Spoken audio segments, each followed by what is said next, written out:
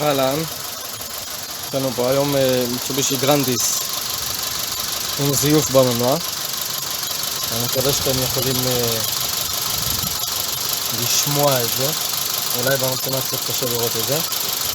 בכל מקרה, בבדיקת תקלות התגלה שצילינדר מספר 4 מיספייר בצילינדר מספר 4, ואני אראה לכם איך מה עשיתי כדי לפתור את זה. דבר ראשון, הדבר הכי קל שיש לעשות זה להחליף בין הקוילים, כן? בין סלילים.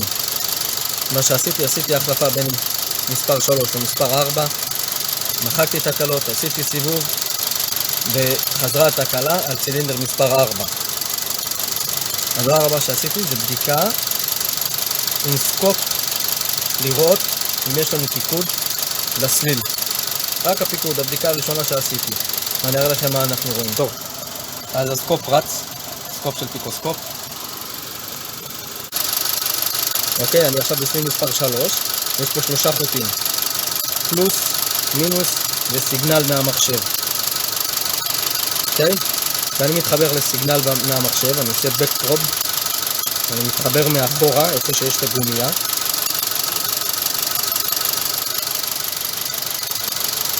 מתחבר טוב, לראות שיש חיבור כמו שצריך. ואפשר לראות שיש לנו סיגנל, אוקיי? מ-0 למתח בטריה, יש לנו סיגנל שמגיע מהמחשב לסליל, אוקיי? זה בצילינדר מספר 3. אוקיי? בואו נעשה את אותו דבר בצילינדר מספר 4. אז מקודם הייתי מחובר בצילינדר מספר 3, עכשיו אני מחובר בצילינדר מספר 4, גם בחוץ של הסיגנל. ואפשר לראות פה בסקופ שאין לנו שום סיגנל. בואו ננסה לשחק עם זה קצת, אולי אנחנו לא מחוברים כמו שצריך.